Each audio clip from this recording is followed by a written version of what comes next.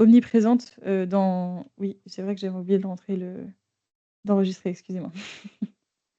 Merci Frédéric. Donc, l'eau est omniprésente dans les établissements de santé, mais sa disponibilité, elle est assez souvent, enfin assez rarement questionnée. C'est vrai que tant qu'on n'affronte pas de crise en particulier, on ne se pose pas vraiment la question. En France en particulier, en tout cas sur le territoire métropolitain, on a l'habitude d'ouvrir le robinet et d'avoir l'eau qui coule immédiatement. Cependant, donc elle est donc perçue comme acquise, ce qui rend quand même les établissements particulièrement vulnérables en cas de rupture d'approvisionnement. Donc c'est tout le On a aussi un contexte mondial qui est relativement tendu avec, un stress hydrique qui s'intensifie à l'échelle mondiale. Donc, il y a pas très longtemps, on a été déclaré comme, crise hydrique, majeure. Donc, voilà, on avance quand même vers une raréfaction de la ressource, vers un vieillissement des réseaux, au niveau des canalisations et puis, des crises de pollution diffuse, émergentes avec des événements, aussi climatiques assez extrêmes. On a l'exemple en Bretagne, en 2022, on a eu une crise quand même une crise de sécheresse assez historique. Et ces événements, vont avoir tendance à se reproduire, quand même, de plus en plus, au fur et à mesure des prochaines années. Donc il est essentiel de tout simplement d'anticiper ces questions-là. Et donc, dans la continuité, on a des plans de continuité d'activité qui existent au sein des établissements sur le papier, mais la gestion concrète d'une crise de l'eau est assez peu abordée au final et est assez souvent mal anticipée avec, des protocoles qui sont pas forcément, très bien identifiés, des circuits de décision qui sont pas suffisamment rodés et cetera. Et voilà, on peut avoir, des crises de l'eau multiples, quantitatives ou qualitatives, qui peuvent être parfois très problématiques et on le verra avec, les interventions de nos intervenants juste après. Donc aujourd'hui, on va vous présenter 2 témoignages. Donc on va commencer par le témoignage de madame Françoise, Reginato, qui est la directrice, des ressources matérielles au CH de Guingamp, qui a notamment subi, des coupures, liées à des ruptures de réseau et a abordé notamment des questionnements, autour des risques de pollution, sur la ressource, ces questions-là étant de plus en plus fréquentes en zone rurale. Donc voilà. Et puis ensuite, on enchaînera sur la présentation de monsieur Balaga, donc CT2S au CHU de la Guadeloupe, la Guadeloupe, territoire d'outre-mer, connu pour, subir des coupures d'eau très récurrentes, liées notamment à la vétusté. Voilà, merci de couper vos micros. Liées à la vétusté de ces canalisations et puis on est dans un contexte aussi insulaire, que nous présentera monsieur Balaga qui peut parfois, poser des problèmes pour des manœuvres logistiques. Donc on va commencer par la présentation de madame, Reginazo. Je vous laisse la parole. Merci. Bonjour à tous. Donc, on va pouvoir passer au sommaire de ce que je vais vous dire aujourd'hui. L'idée, c'est de vous présenter déjà le centre hospitalier de Guingamp et puis le profil consommateur en eau. Ensuite, de faire un point sur la façon dont on gère les vigilances eau. Avec un focus sur la sécurisation de l'approvisionnement, effectivement le retour d'expérience qu'on a eu sur une coupure d'eau sur notre réseau interne, et puis un petit focus aussi sur la convention de déversement des eaux usées, et c'est là où on parlera un peu plus pollution. On peut commencer avec la diapo suivante. Voilà. Donc l'hôpital de Guingamp, c'est un établissement qui compte 592 lits et places. Avec une répartition à peu près 300 lits en EHPAD, un peu moins de 200 lits en MCO et 100 lits sur les services de soins de suite et rééducation. Alors, au niveau de l'usage de l'eau, on a un bloc opératoire avec 6 salles d'opération, plus une stérilisation. On a la chance d'avoir des compteurs d'eau un petit peu partout, ce qui nous permet de déterminer le pourcentage en fait, de consommation d'eau de chaque secteur. On sait que ce secteur représente 5,5% de la consommation d'eau. Ensuite, on a aussi une unité de dialyse médicalisée de 8 places, qui compte pour 5% de la consommation d'eau. Une cuisine en interne aussi qui produit 485 000 repas par an. qui consomme environ 2,6% de notre consommation d'eau, un bassin de balnéothérapie aussi de 35 mètres cubes, un service des urgences, un laboratoire d'analyse médicale. Sur Guingamp, on a fait le choix de nous séparer des bouteilles d'eau en plastique depuis une dizaine d'années, si bien qu'on consomme l'eau du robinet en fait. On a à disposition dans les services au total 15 fontaines d'eau potable. En revanche, on a un traitement du linge qui est externalisé. Et puis, on a aussi un tiers de douche, enfin un tiers de chambre sans douche. Au niveau de nos consommations d'eau, alors je vous ai mis deux petits graphiques. Un graphique en bleu là sur notre consommation et les coûts, et un graphique où on a plutôt les ratios. Sur les consommations d'eau, alors on a eu un petit souci en 2022-2023 sur des histoires de factures qui n'étaient pas arrivées au bon moment. Du coup, j'ai fait une moyenne sur ces 2 années. Mais au total, on s'aperçoit qu'on a une consommation un peu plus de 41 000 mètres cubes d'eau par an, qui est à peu près stable. En revanche, on a des coûts d'eau qui explosent en fait depuis 2022. On a une première source d'augmentation qui est liée au fait qu'on a changé de régie d'eau. Avant, notre agglo externalisait la régie, et depuis 2 ans maintenant, ils l'ont repris à leur charge, avec des conséquences sur les tarifications de l'eau. Et puis, sur 2025, on a aussi le phénomène, je pense, de la modification du calcul de la redevance de l'eau, qui avant était... on était limité, le calcul était limité sur les 6000 premiers mètres cubes, et aujourd'hui, depuis 2025, on est taxé sur l'ensemble de notre consommation d'eau. En revanche, au niveau des ratios, donc on voit que le ratio coût par mètre cube augmente énormément. Et sur le ratio coût par journée, enfin, on a fait aussi un ratio mètre cube consommé par journée. Là, on a plutôt une tendance baissière. Voilà, on peut passer à la diapo suivante.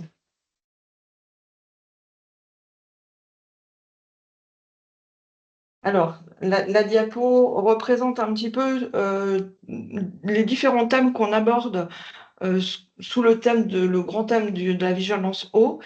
Sur Guingamp, on a construit un petit groupe, un groupe eau, qui s'est réuni 2 fois pour l'instant. Et on a choisi des thèmes à étudier. Donc, premier thème, la sécurisation de l'approvisionnement de l'eau et notre plan de continuité, avec la gestion de crise, la redondance des sources, comment on peut sécuriser l'approvisionnement. Je n'insiste pas parce que je vous ferai un focus tout à l'heure un peu plus sur ce sujet-là. Un sujet aussi sur la consommation et la durabilité de la ressource. Comment on peut être plus sobre au niveau de notre usage, notre utilisation de l'eau, comment on peut réduire nos pertes, comment on peut maîtriser nos fuites d'eau. On s'interroge aussi sur la possibilité de récupérer les eaux de pluie. On a un projet qui est en cours sur un EHPAD, et là on a pu rencontrer l'ARS qui nous a dit que il était maintenant possible de réutiliser l'eau de pluie pour certains usages, à partir du moment où ces usages étaient non alimentaires et pas non plus pour l'hygiène corporelle. Donc ça peut être intéressant pour les chasses d'eau, le lavage des sols, ou les usages pour les espaces extérieurs. Il y a quand même des contraintes, hein, puisqu'il faut qu'on soit alimenté par 2 réseaux séparés. Donc on s'interroge, nous, sur Guingamp, pour savoir si on y va ou on n'y va pas sur notre futur projet d'un EHPAD.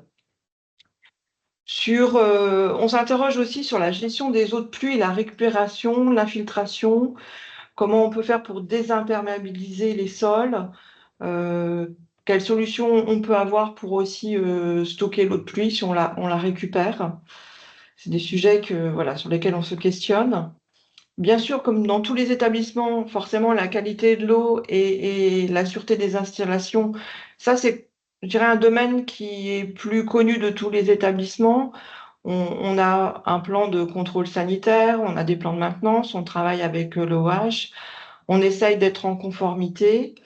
On va regarder un petit peu ce que nous réserve aussi l'arrêté de décembre 2022 qui nous oblige à évaluer les risques sur nos installations intérieures avant janvier 2029. Donc ça va nous occuper aussi. Un autre sujet d'actualité sur lequel aussi je ferai un petit focus, c'est la pollution des eaux usées, puisque l'Aglo est revenu vers nous et nous a demandé enfin, je vais vous en parler tout à l'heure, mais voilà, de faire un travail pour pouvoir sans doute avoir une tarification aussi sur la pollution de l'hôpital. Donc tous ces sujets-là, on a une petite équipe en interne qui est composée de notre équipe opérationnelle d'hygiène, de personnes du laboratoire d'analyse, bien sûr des services travaux et services techniques, de la direction des ressources matérielles et développement durable. La direction des soins aussi est impliquée, la direction de la qualité et de la gestion des risques. On a aussi impliqué la direction du système d'information. C'est un petit peu plus particulier, je vais vous en parler tout à l'heure. Et puis, bien sûr, le COPIL développement durable. Et puis, on travaille aussi avec des acteurs externes. On voit régulièrement notre aglo, qui a repris en charge donc la régie d'eau, qui s'appelle GPO et qui sous-traite en fait l'approvisionnement en eau potable par Suez et qui sous-traite tout ce qui est assainissement auprès de la SEUR. Donc on travaille aussi avec notre conseillère en eau, Serena, avec l'agence de l'eau Loire-Bretagne. On a aussi interrogé l'ARS Bretagne, que ce soit au niveau du département 22 et au niveau du département du Morbihan, et puis la CCI 22 également. Donc on peut passer à la diapo suivante.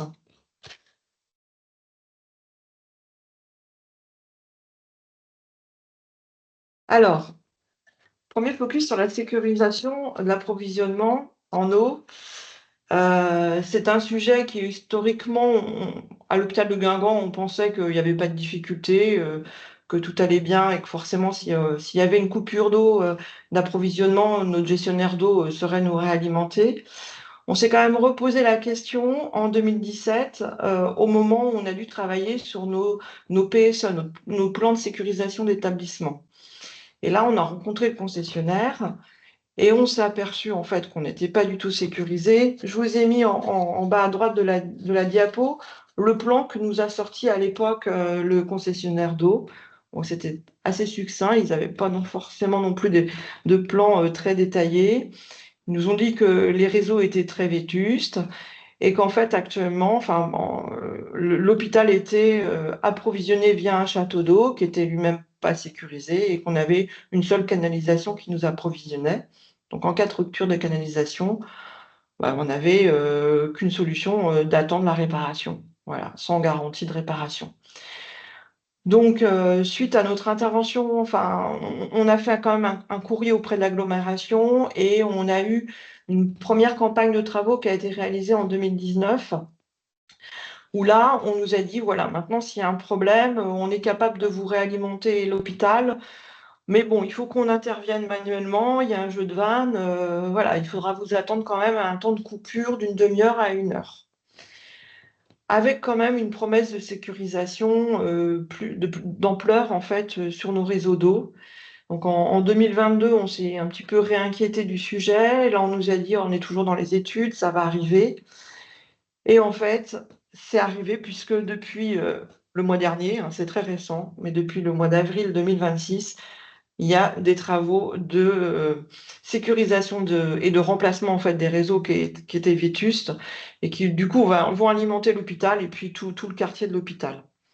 Donc tout ça pour dire que quand on commence à creuser et qu'on commence à vouloir sécuriser, c'est des processus longs, sachant qu'en plus, on n'était pas, enfin, l'hôpital n'était pas maître en fait de ça, et qu'il fallait qu'on négocie aussi avec les agglos et du coup les communes, et qu'il y a forcément un temps aussi de dégagement, enfin d'études, et puis aussi de dégagement des budgets pour refaire tous ces travaux. On peut passer à la diapo suivante. Là, je vais revenir plus vraiment sur un retour d'expérience qu'on a eu. Parce que là où on pensait que le danger venait du réseau externe, eh bien en fait, c'est une coupure d'eau sur notre réseau interne qu'on a subi. Donc c'était un dimanche de février 2025, en début d'après-midi. Là, je vous ai fait un petit schéma pour essayer de comprendre un peu ce qui s'était passé. Donc au départ, on a eu une rupture de canalisation, c'est sur le point A. Sachant que l'alimentation de l'hôpital, en fait, c'est où c'est marqué entrée du site principal. Là, j'ai tracé la canalisation en violet. Donc, voilà, ça arrive de là. Merci pour le pointeur. Voilà, et ça descend sur le C, le D, le B et le A. Voilà. Et donc, on a eu une rupture au niveau de la vanne en A. Et c'est une canalisation qui approvisionne en fait un l'EHPAD qui est en bleu là, de 90 lits. Donc, l'agent d'astreinte est intervenu, s'est rendu compte qu'il ne pouvait pas fermer la vanne parce que cette vanne n'était pas étanche au point A. Donc, il a dû aller dans le vide sanitaire d'établissement pour se rendre au point B, pour actionner une vanne qui là coupait en fait également la résidence qui est en violet. Donc là, au moment où il a coupé la vanne au niveau de la vanne B, en fait, on était privé d'alimentation sur tous les EHPAD, donc 294 EHPAD privés d'eau. Au moment où il a fermé la vanne, il y a eu un phénomène connu de répercussion en fait dans le réseau d'eau. Et du coup, il a été appelé, enfin, au départ, il ne savait pas ce qui se passait, il a été appelé par le standard de l'hôpital en lui disant, ben voilà, il y a une grosse fuite d'eau, il n'y a plus d'eau sur le plateau technique, il n'y a plus d'eau dans les services enfin, il n'y a plus d'eau sur le plateau technique, il y a un gros problème. Et en fait, là, ce qui s'était passé, c'est que là où c'est marqué D, au niveau du piquage qui alimente le plateau technique, où on a le service de dialyse, où on a le service des urgences et le service du laboratoire, et ils étaient privés d'eau. Donc le technicien d'astreinte a d'abord coupé l'eau générale en fait sur l'hôpital, donc en C, là. Donc ça a privé les services de médecine, les services de SMR et tout le plateau technique, le temps qu'ils se rendent compte de ce qui se passait. Et finalement, en recherchant et avec quand même de la chance, il a pu fermer la vanne sur le plateau qui alimentait le plateau technique et réalimenter les services de médecine et de SMR. Si bien en fait en milieu d'après-midi du dimanche, on se retrouvait avec plus d'eau sur les lits d'EHPAD et plus d'eau sur le laboratoire, les urgences et la dialyse, donc, qui était fermée le dimanche, heureusement. Le technicien a fait appel au gestionnaire de l'eau en essayant d'avoir de l'aide. Et là, le gestionnaire du réseau d'eau nous a dit, ça concerne votre réseau intérieur. Désolé pour vous, on ne peut rien faire. Voilà, il faut vous débrouiller. On a un contrat avec une entreprise, alors plus pour le réseau de chauffage, qu'on a appelé aussi dès le dimanche. Ils sont intervenus, mais ils n'avaient pas le matériel pour réparer, puisqu'on était sur du gros diamètre, donc pas de pièces détachées de secours, ni chez eux, ni chez nous. Donc, enfin, du dimanche après-midi, on était toujours sans solution pour les urgences, pour le laboratoire et pour les EHPAD. Alors, on peut passer à la diapo suivante. Voilà. Qu'est-ce qu'on a fait du coup un petit peu dans l'urgence et en gestion de crise d'urgence le dimanche? C'était un week-end, donc on était en effectif réduit pour la gestion de crise. Heureusement, il n'y avait pas d'activité en cuisine ni à la dialyse. Il y avait une équipe, il y avait le technicien d'astreinte qui était tout seul avec l'administrateur de garde. Bon, l'administrateur de garde a quand même sollicité un autre collègue, voilà, qui est venu en renfort.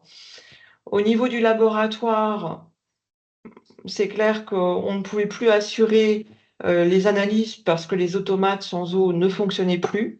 Donc, on a dû réorienter nos analyses vers un autre établissement, notre GHT. Et puis, sans laboratoire, eh ben, les urgences ne fonctionnent plus non plus.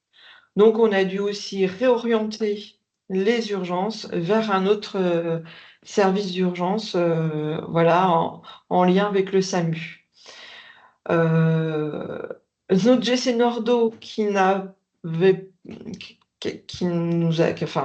décliné le fait qu'il puisse nous aider à gérer notre incident.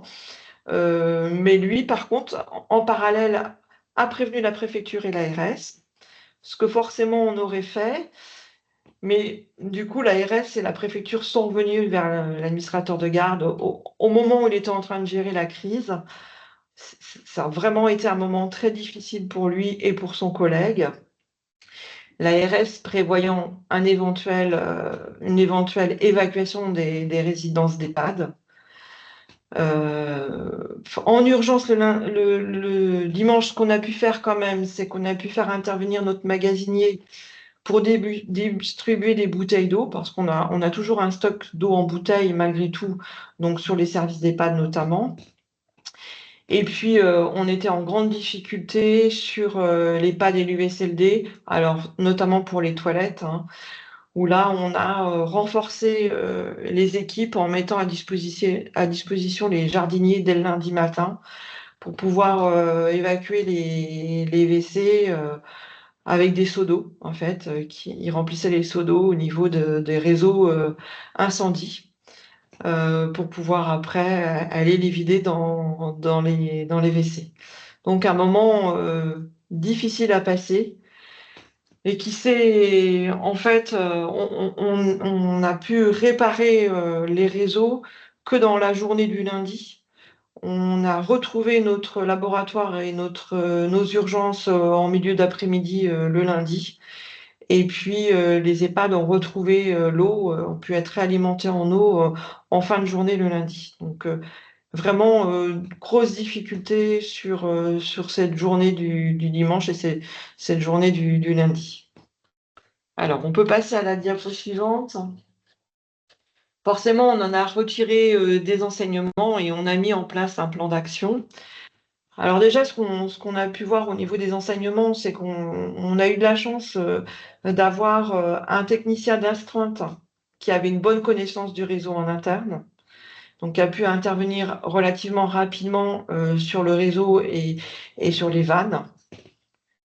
Par contre, on s'est rendu compte qu'au bout de 2 heures de coupure d'eau, c'était la limite acceptable pour l'activité du laboratoire et pour l'activité du fait des urgences. Hein. Au bout de 2 heures d'eau, on ne tient plus sur le laboratoire et du coup, on ne tient plus sur les urgences. On passe en régulation. On s'est rendu compte aussi que dans les EHPAD, on a quand même eu une forte implication des équipes qui ont quand même tenu. La difficulté majeure, c'était vraiment la gestion des WC. Et puis, ça a confirmé aussi cet épisode que nos réseaux en interne étaient vétus, qu'on devait s'en inquiéter en priorité. Et puis aussi, on s'est rendu compte que finalement, on n'avait pas de procédure. Tout était dans la tête des gens et on s'est organisé un petit peu, voilà, mais sans vraiment de respect de procédure. Alors, au niveau de notre plan d'action, on a voulu conventionner avec nos distributeurs d'eau pour qu'ils puissent nous aider en fait sur ces. Même si on a un souci en interne, qu'ils puissent quand même intervenir parce que ils ont quand même des ressources, notamment sur des pièces détachées sur des gros diamètres qu'on n'a pas forcément sur un établissement. Alors au début, ils nous ont dit oui, oui, pas de souci, on va signer une convention avec vous. Et puis depuis, ils se sont rétractés et on a eu un refus. Et du coup, voilà, on sait qu'en cas de problème, il faut faire sans le distributeur d'eau. Par contre, ce qu'on a fait, c'est qu'on a quand même étendu notre contrat de maintenance, qui était un contrat qui était juste sur le chauffage et la ventilation et la climatisation. On l'a étendu aux interventions de réparation des réseaux d'eau. Donc ça, c'est en place depuis septembre dernier. On a aussi inscrit de façon prioritaire sur notre schéma directeur d'investissement immobilier et environnemental qu'on a la chance d'avoir sur l'hôpital de Guingamp, parce que du coup, ça nous a permis d'inscrire en priorité la sécurisation des réseaux d'eau. Et puis aussi, on va travailler sur le PCRA-eau. Et là, on va s'inspirer de la méthode CAR-D2. Alors, je ne sais pas si vous la connaissez, je vous en parle parce que c'est très intéressant. En fait, c'est le PSRA, donc c'est le plan de continuité et reprise des activités. Et en fait, l'objectif du CAR D2, c'est de former les établissements à la rédaction de ces plans de continuité et de reprise des activités, et cela pour tous les processus, enfin par processus ou par service. Et ça s'applique à tous les domaines. Alors ça s'applique en priorité au système d'information, et c'est là où ils interviennent pour nous aider, mais ça s'applique aussi au processus, aux ressources humaines, au processus technique et bâtimentaire et au processus logistique. Et on a la chance au GHT d'Armor d'avoir adhéré à ce programme. Donc c'est un programme qui se déroule sur l'année 2026 jusqu'au début 2027. On a en plus un accompagnement financier à la clé, et on va être accompagné au niveau méthodologique par le GCS e-Santé Bretagne et par l'ARS. Donc c'est quelque chose qu'on commence aujourd'hui. Aujourd'hui, juste au moment où je vous parle, à côté dans un autre bureau, il y a une première réunion en fait sur ce sujet-là. On a quand même identifié des groupes de travail, parce qu'on va travailler par secteur. Donc on aura un groupe de travail spécifique sur l'hébergement, l'hospitalisation, le bionettoyage. On fera un groupe de travail spécifique sur la stérilisation, le bloc opératoire et le laboratoire. euh, le bloc opératoire et la stérilisation, voilà, parce que c'est un domaine particulier avec des spécificités. Un autre groupe de travail sur le laboratoire et les urgences. On sait que maintenant ça va ensemble. Un groupe de travail spécifique sur la dialyse. Un sur la restauration et sur les installations techniques, donc les installations d'eau chaude sanitaire, de chauffage, et puis tous les autres équipements qui peuvent être branchés sur les réseaux d'eau. Et puis, à chaque fois, pour chaque groupe, on va leur demander qui s'interroge sur l'eau alimentaire. On fait quoi? Voilà, si on n'a plus de boisson, comment on prépare les repas. Sur les eaux pour soins et pour l'hygiène, comment on fait sans eau pour les soins, notamment sur l'évacuation des excrétas, comment on fait. Et puis, sur les eaux techniques, qu'est-ce qui se passe si on n'a plus d'autoclave, si on n'a plus d'osmoseur, donc on n'a plus d'eau chaude sanitaire. Et ce plan aussi, sur ce plan, on va aussi s'interroger sur la gestion de la remise en eau, parce que c'est pareil, une fois que le réseau a été coupé, quand on remet en eau, on a des sujets de purge, on a des sujets de robinets qui sont restés ouverts, voilà, donc de potentielles inondations, et tout ça, il faut qu'on se sécurise à ce niveau-là. Voilà, on peut passer à la diapo suivante. Peut-être finir en peut-être 2-3 minutes pour qu'on puisse respecter le timing. D'accord, donc je vais vite. Possible. D'accord. C'était juste un focus sur la convention de déversement. Sur Guingamp, on l'a appris peut-être un peu tardivement, mais on a le code de la santé publique qui nous dit que tout déversement d'eau usée autre que domestique dans le réseau public de collecte doit être préalablement autorisé par la collectivité compétente en matière de la collecte des eaux. L'autorisation peut être complétée par une convention de déversement. Donc, je pense que l'hôpital n'avait jamais demandé à sa collectivité compétente, donc chez nous, notre agglo, l'autorisation. Et l'agglo nous a retrouvés en nous disant, écoutez, maintenant, nous, on souhaite faire une convention de déversement avec vous. Et donc, on souhaite pouvoir identifier les polluants que vous allez déverser dans les réseaux d'assainissement. Donc, ils nous ont envoyé un questionnaire avec des questions faciles à répondre, hein, voilà, on devait donner notre capacitaire, nos types d'activités, nos effectifs, notre rythme de travail, les réseaux, les plans, les points de raccordement qu'on avait déjà, si on avait une séparation OUEP. C'est une question importante parce que sur Guingamp, on n'a pas sur tous les bâtiments, on a encore des anciens bâtiments qui sont pas en réseau séparatif. Savoir aussi quelles étaient les caractéristiques de l'eau pour la consommation. Et la question qui nous a bien embêtés, c'était la question sur la composition des produits utilisés et rejetés. Ils nous ont demandé aussi si on avait des systèmes de pré-traitement, si on avait un clin qui fonctionnait et si on avait des surveillances sur l'eau. Donc sur l'eau potable, oui, mais sur l'eau d'assainissement, on n'a rien. Et on peut passer à la diapo suivante, qui sera la dernière. Je rassure Serena. Euh, Voilà. En fait, là où on en est aujourd'hui, c'est de travailler sur la cartographie des produits utilisés pour tous les services. Et c'est pas simple. On a, en fait, pour ça, on travaille avec les services approvisionneurs pour savoir ce qu'on achète, en fait, et pour essayer de retrouver les fiches techniques de tous les produits qu'on achète pour pouvoir donner ces éléments à notre collectivité pour qu'ils puissent, eux, ensuite, savoir quelles sont les molécules qu'ils doivent aller rechercher dans les réseaux d'assainissement. On envisage aussi de mettre une chambre d'analyse d'eau juste alors, sur Guingamp, on a 4 points de rejet. Donc, on est en négociation pour savoir s'il va falloir mettre une chambre d'analyse sur les 4 points de rejet sur le réseau d'assainissement ou on va se contenter de 1 ou 2. Mais voilà, mais même en mettant ces dispositifs d'analyse d'eau, il faut encore savoir quelles sont les molécules qu'on va aller rechercher. Donc, le travail de cartographie des polluants rejetés est indispensable.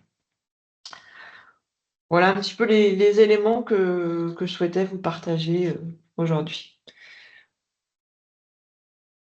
Merci beaucoup pour votre présentation, François. Si vous avez des questions pour Madame Reginato, n'hésitez pas à les écrire sur le chat. On va enchaîner sur la présentation de Monsieur Balaga et puis on essaiera d'y répondre d'ici la fin du webinaire.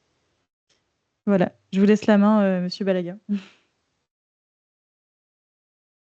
Merci beaucoup, Serena. Bonjour, bonjour à tous. Donc, je me présente, Émile Balaga, je suis conseiller en transition énergétique écologique en santé sur le territoire de la Guadeloupe. Et aujourd'hui, je vais vous présenter alors, au sujet de la gestion de l'eau en temps de crise au CHU de la Guadeloupe. Il faut savoir que, alors, je tiens à préciser que je n'ai pas travaillé directement sur le sujet, donc je vais essayer de retranscrire au mieux le travail de mes collaborateurs. Hop là. En guise d'introduction, le territoire guadeloupéen est particulièrement exposé au risque de perturbation de l'alimentation en eau potable en raison des contraintes climatiques, des événements cycloniques, de la fragilité des infrastructures et des incidents pouvant affecter les réseaux de distribution. La continuité de l'approvisionnement en eau est indispensable donc, au maintien des activités de soins, à la sécurité sanitaire des patients et des professionnels, ainsi qu'au bon fonctionnement des infrastructures hospitalières. La gestion de l'eau constitue ainsi un enjeu majeur de résilience hospitalière, nécessitant une organisation adaptée, des capacités de stockage sécurisées, ainsi qu'une coordination rapide entre les différents acteurs institutionnels et techniques. Je peux continuer. Donc, face à ces risques, le CHU a développé une organisation permettant d'anticiper les situations de crise, de sécuriser ses capacités de stockage, de mettre en œuvre des mesures adaptées afin de garantir la continuité des activités. Il faut savoir les récents incidents sur le réseau d'eau ayant impacté plusieurs sites du CHU de la Guadeloupe illustrent pleinement cette nécessité justement d'anticiper ces situations et de disposer de procédures opérationnelles permettant de limiter les conséquences sur le fonctionnement hospitalier. L'objectif de ce support sera vraiment de vous présenter les dispositifs existants, les mesures opérationnelles mises en œuvre en situation dégradée et également les enjeux de résilience et d'adaptation du CHU face à ces situations. Donc, en premier lieu, nous allons voir les capacités de prévention et de stockage. Donc, le CHU dispose de plusieurs dispositifs. Donc, tout d'abord, des bâches de stockage, excusez-moi. Et il faut savoir qu'il y a plusieurs sites sur le CHU. Donc, le site principal est muni de 2 bâches de stockage de 2000 m3 Le pôle logistique, lui, possède une bâche d'environ 300 mètres cubes. Donc, ces bâches permettent justement une autonomie d'environ 72 heures en cas de coupure sur le réseau. Et le CHU possède également une réserve stratégique intégrée au dispositif Orsec. Le dispositif Orsec prévoit notamment, dans les territoires exposés au risque cyclonique, la mise en place de réserves stratégiques permettant d'assurer une autonomie minimale en cas de rupture d'approvisionnement. Cette réserve Orsec est constituée de 6 palettes d'environ 500 bouteilles d'eau de source, mais également de repas apertisés, de stocks de repas apertisés au cas où cela nécessiterait. La mobilisation de ce stock est possible en cas de nécessité, comme je le dis, sans oublier la reconstitution systématique des stocks après son utilisation. Afin de pouvoir garantir justement ce stock, il y a plusieurs surveillances et plusieurs points de vigilance qui ont été mis en place. Donc, tout d'abord, la surveillance renforcée des capacités de stockage, donc un suivi quotidien du niveau des bâches du CHU, avec également des contrôles de flotteurs et de l'alimentation des différents réservoirs. Et ceci permet justement une vérification des capacités restantes en autonomie pour pouvoir justement anticiper. Le deuxième point de vigilance est la surveillance des différentes pressions de réseau, avec une analyse régulière des pressions d'alimentation, une identification des secteurs sous-alimentés, ce qui permet également d'anticiper les risques de rupture d'approvisionnement. L'enjeu de ces points de vigilance, donc comme je l'ai dit, et je me répète peut-être, mais c'est de préserver l'autonomie en eau du CHU de la Guadeloupe, éviter les épuisements des réserves stratégiques, anticiper les mesures de restriction avant une rupture complète et également prioriser les usages critiques en cas de dégradation prolongée du réseau. Les usages critiques et les activités les plus consommatrices d'eau. Pour ce faire, l'équipe en question a identifié justement les activités les plus consommatrices d'eau. Donc, les secteurs prioritaires seront à la fois le bloc opératoire, le service de dialyse, la cuisine, car le CHU est d'une cuisine en interne, et également la douche des patients. Toujours ces enjeux sont les métiers des activités critiques, la priorisation des différents usages et l'adaptation progressive des activités en fonction de la durée de la coupure. Maintenant, je vais vous présenter un exemple concret de la gestion d'une coupure d'eau au CHU de la Guadeloupe. Donc, en 2025, suite à une importante casse sur le réseau d'eau, plusieurs sites du CHU ont été impactés. Des travaux de plomberie en urgence ont été réalisés durant la nuit afin de limiter les conséquences sur le fonctionnement hospitalier.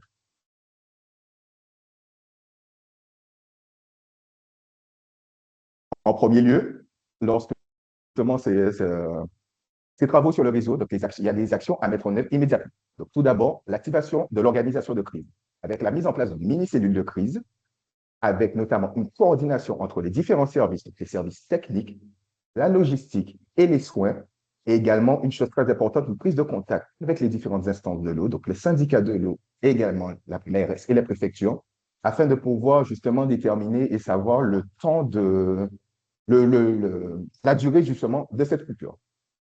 La seconde action à mettre en œuvre, donc la sécurisation des ressources, avec une surveillance renforcée des capacités de stockage, comme je l'ai déjà dit au préalable, et la mobilisation du stock hors sec si c'est nécessaire. Et un troisième point très important également des actions à mettre en œuvre est les informations des services, avec une diffusion rapide des différentes consignes à l'ensemble des secteurs, la sensibilisation ou la resensibilisation à la limitation des consommations d'eau et le renforcement des mesures d'hygiène adaptées à la situation. Là, nous avons vu justement, oui. On nous demande si c'est l'ancien ou le nouveau CHU dont on parle. Actuellement, on parle essentiellement de l'ancien CHU, excusez-moi, donc le CHU actuel. Nous sommes en phase de déménagement actuellement, déménagement qui a commencé. Et nous travaillons alors, ce plan sec et ces dispositions sont à la fois valables pour l'ancien CHU, mais également pour le nouveau CHU, avec également des bâches de stockage qui sont présentes sur place. Il faut savoir que le dispositif Orsec est en train d'être travaillé, revu. Nous sommes en deuxième groupe de travail. Il est censé être finalisé pour début du mois de juin, si je ne me trompe pas, avec l'ouverture justement de la saison cyclonique. Donc voilà. Donc maintenant, nous pouvons voir quelques consignes qui ont été mises en place durant justement cette coupure d'eau. Donc, la première consigne est relative à l'hygiène des mains. Donc, il y a une volonté de privilégier la friction hydroalcoolique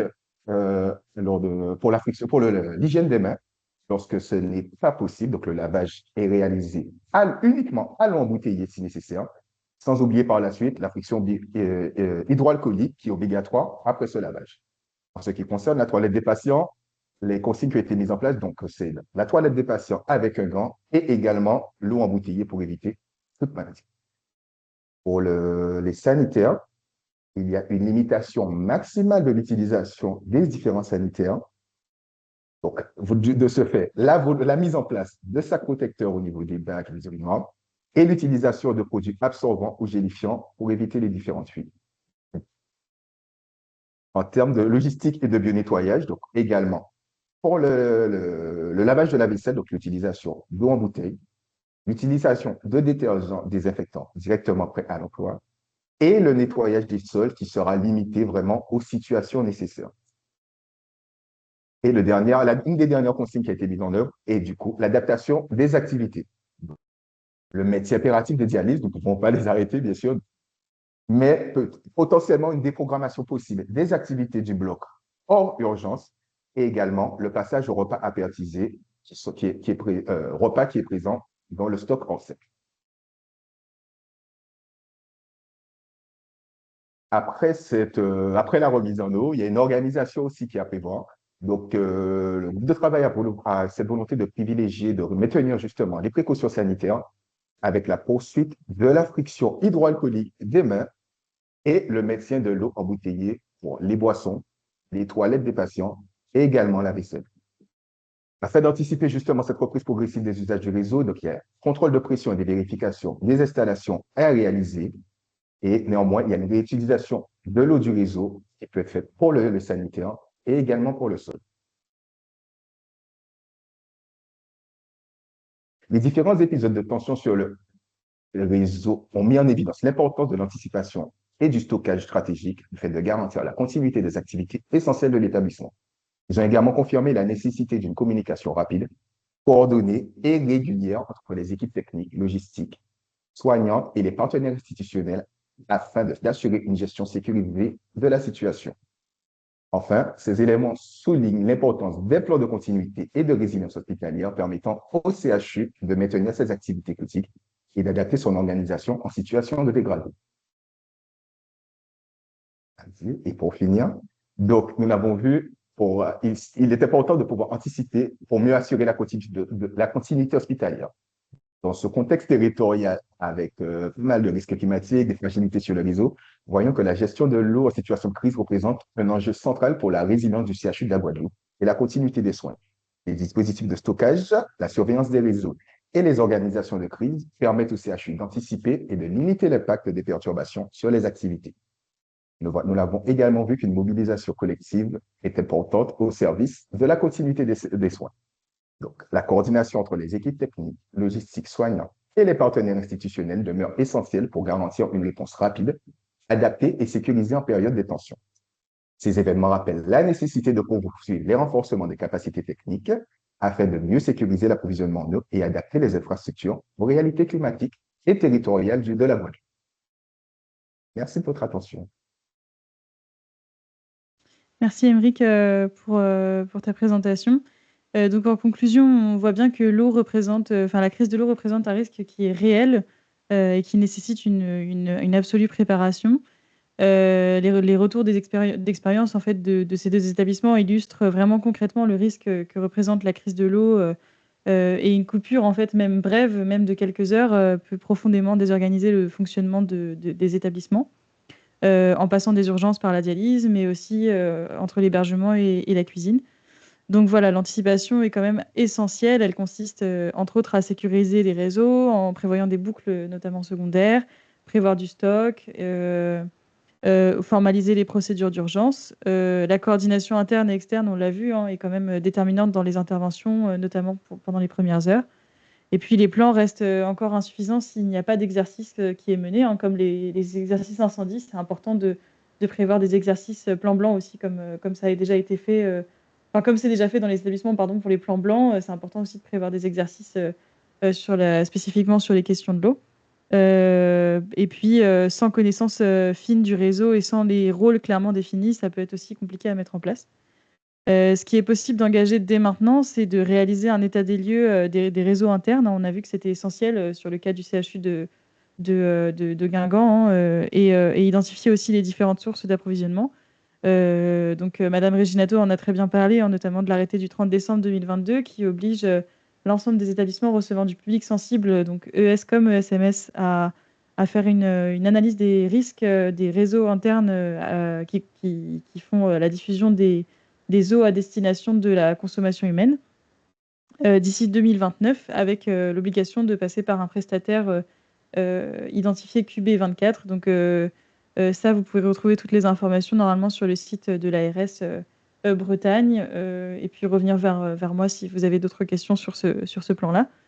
Il faut également aussi donc intégrer la gestion de l'eau au plan de continuité et de reprise de l'activité, comme l'a mentionné Madame Reginato, donc le PCRA, et puis identifier les points critiques par secteur, notamment les blocs, la dialyse, les hébergements, la restauration, etc. Donc voilà, la gestion de l'eau en crise, en situation de crise, est une des questions centrales, hein, de la résilience, pardon, hospitalière dans un contexte climatique qui est urgent. Donc on va passer aux différentes questions. Je vais les poser. Donc pour Madame Reginato, on demandait de quel stock d'eau en bouteille dispose l'hôpital de Guingamp. Je ne le connais pas exactement. Je pense qu'on a 2 palettes d'eau à peu près au magasin général. Voilà, c'est ce qu'on devait avoir le week-end, enfin le week-end où on a eu notre problème.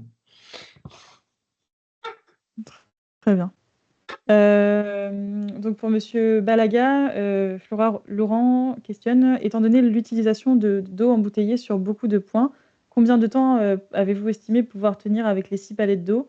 Pourquoi ne pas avoir privilégié les lingettes, par exemple, pour l'hygiène des patients et des résidents? Sans vouloir m'avancer, je pense que c'est vraiment un choix qui a été réalisé par rapport au stock déjà présent vis-à-vis du plan ORSEC. Par rapport à cette situation, le plan ORSEC, il est prévu pour une certaine période, une période cyclonique, et en dehors de cette période, ce stock, il est déjà présent et peut être utilisé. Ce n'est que mon avis. Je ne sais pas si c'est là le choix final, mais je pense que c'est dans ce sens qu'ils ont orienté justement leur choix. Je vois la seconde question. Donc, comment se passe la diffusion de l'eau via les bâches de stockage à l'établissement? C'est réalisé par un système de pompe qui est présent au niveau des bâches. Je ne pourrais pas pour vous préciser totalement. Si vous voulez, vous pouvez me contacter. Je peux vous donner les coordonnées du référent gestion en eau, car il y en a un au CHU et qui pourra justement vous apporter toutes ces précisions. Mmh. Et du coup, en termes de récurrence de coupure d'eau, quelle est la périodicité? Demande Madame Delacour. Nous n'avons pas directement de périodicité en termes de coupure d'eau. Ça peut arriver que ça arrive sur le réseau le réseau du CHU, aux alentours. Nous sommes prévenus, mais de ce fait, l'anticipation est réalisée. Il faut savoir que s'il y a des coupures d'eau qui durent plus que 72 heures, il y a la possibilité d'être réapprovisionné grâce au système de camion-citerne qui vient justement remplir les stocks. Et du coup, je crois que ça répond à la question de combien de temps vous tenez avec les 6 palettes, hein, c'est 72 heures maximum, hein, c'est prévu pour C'est ça. 72 heures. Les palettes et les Voilà. bâches, c'est ça. Est-ce que vous avez d'autres questions? Ah. Est-ce que les coupures, du coup, affectent... Du coup, j'imagine que oui. Alors, les coupures nous affectent, mais grâce à justement ces bâches de stockage, justement, nous ne voyons pas directement l'impact. À savoir que Monsieur Balaga, en fait, coordonne l'ensemble des référents sur tous les CHU, enfin sur tous les établissements du CHU de Guadeloupe. Donc, J'ai acheté de la Guadeloupe. Alors, c'est ça? je suis sur j'ai acheté de la Guadeloupe, j'ai acheté des îles du Nord également, et voilà. Donc, je suis référent au niveau du territoire, mais dans chaque établissement, il y a un référent en eau, un référent déchets. Donc, c'est que les questions, ils seront plus précis justement dans les réponses que moi je pourrais vous apporter. Voilà, et les informations étaient quelque peu compliquées à récupérer, Exactement. donc voilà voilà la raison. Est-ce que vous avez d'autres questions? Puis n'hésitez pas, là, vous voyez, vous avez les contacts de tout le monde, hein, sur cette diapo.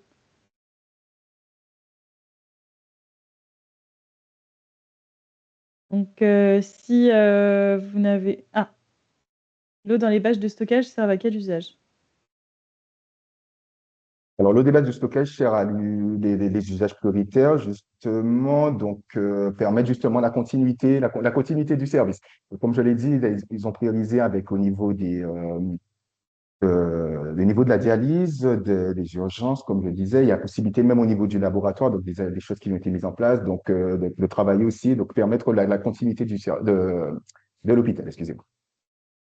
Et est-ce que vous avez du stockage et des usages de l'eau de pluie? Il n'y a pas d'usage d'eau de pluie, il n'y a pas de travail qui a été réalisé à ce sujet. Normalement, au niveau du nouveau CHU, avec les nouvelles possibilités justement de réutilisation des eaux de pluie, il sera mis en place. Mais nous attendons justement l'ouverture du nouveau CHU pour pouvoir communiquer et avoir plus d'informations à ce sujet. Est-ce que l'eau est filtrée dans les L'eau, bâches de stockage? l'eau des bâches de stockage est filtrée grâce aux pompes et aux différents filtres qui sont mis en place. Oui. Et pour Guingamp, donc vous avez pour l'instant une alimentation en eau unique. Est-il prévu de modifier cela, de prévoir une seconde alimentation? Donc, question pour Madame Reginato.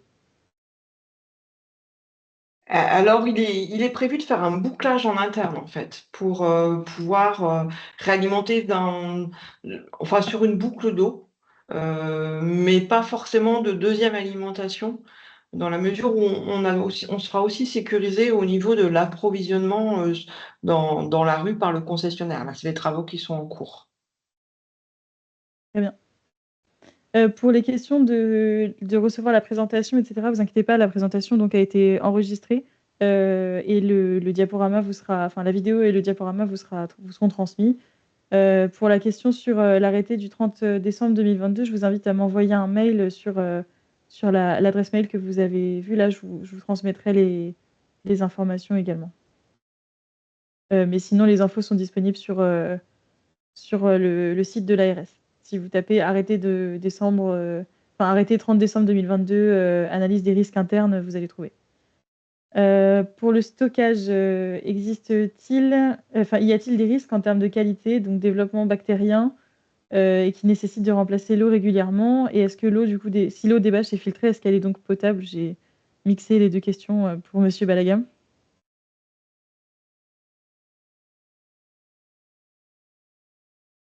Le micro était coupé, désolé. À mon avis, l'eau, elle est donc potable, oui, en effet, mais le choix était quand même porté de ne pas l'utiliser justement directement pour consommer, en attendant justement les retours d'analyse. Et pour le stockage, donc, la première question, y a-t-il des risques en termes de développement bactérien? Je pense totalement. C'est pour cela qu'il y a des contrôles qui sont réguliers au niveau aussi des bâches en interne, justement, pour pouvoir garantir on va dire cette qualité en eau. Et je n'ai pas l'information, justement, désolé, pour le remplacement de l'eau régulière. À quelle fréquence, si c'est réalisé, à quelle fréquence que l'eau elle est changée. Est-ce qu'il y a d'autres questions?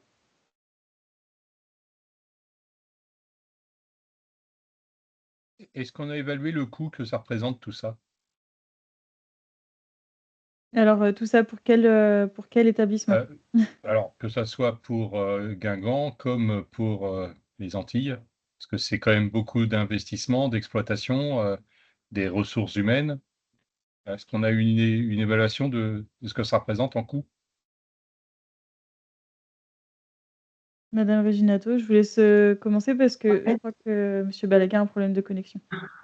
Oui, alors, ça dépend de quel coût on parle. Sur le coût de rénovation des canalisations, c'est un coût qui est inclus dans le schéma directeur immobilier qu'on avait. Alors, je ne l'ai pas de façon indépendante, mais voilà, ça fait partie des réseaux qu'on devait de toute façon intégrer en rénovation.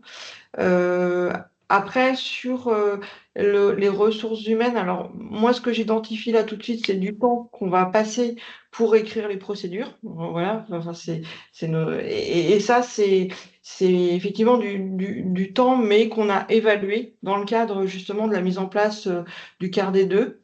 Et alors, j'ai pas les éléments puisque c'est plutôt la DSI, enfin le système d'information en fait, qui est le service qualité qui gère ça, mais je sais qu'on s'est donné 4-5 mois en fait, alors 4-5 mois en tout, hein, pour écrire notre PCRA. Je sais pas si ça répond à la question.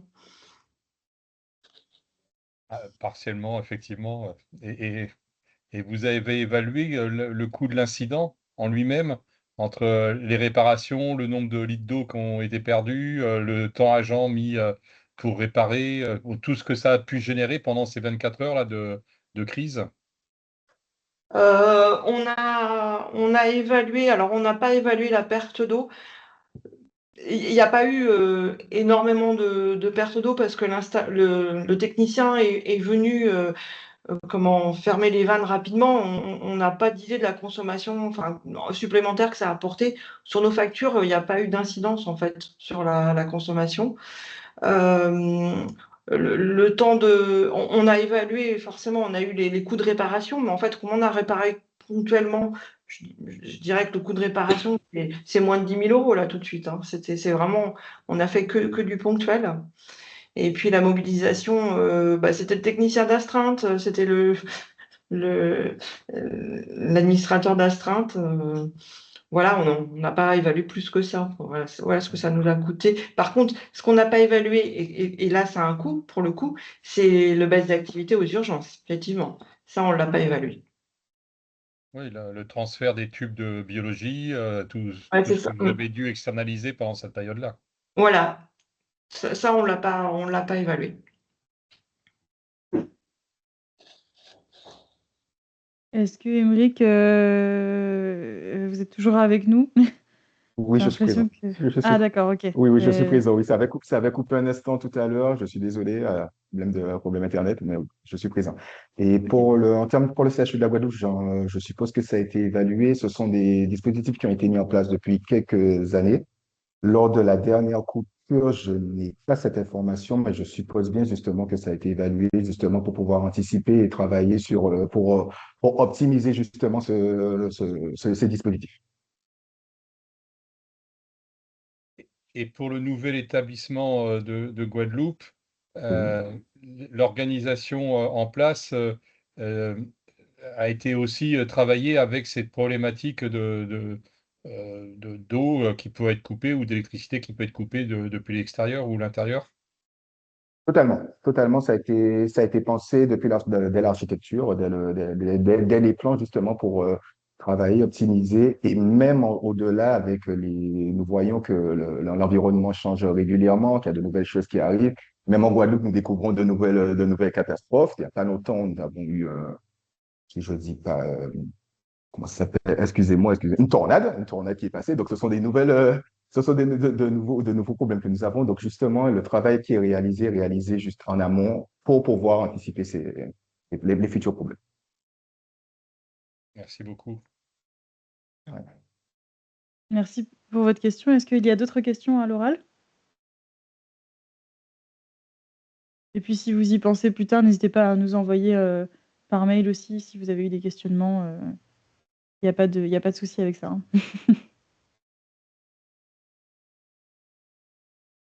Donc très bien, s'il y a pas de questions, plus que ça, je vais vous libérer et puis vous remercier beaucoup pour votre présence, pour la pertinence de vos questions. Merci également, à nos intervenants qui ont fait des présentations donc très complètes.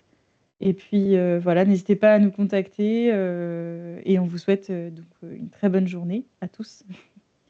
Enfin, une bonne fin de journée et un bon week-end. Bonne fin de journée à vous.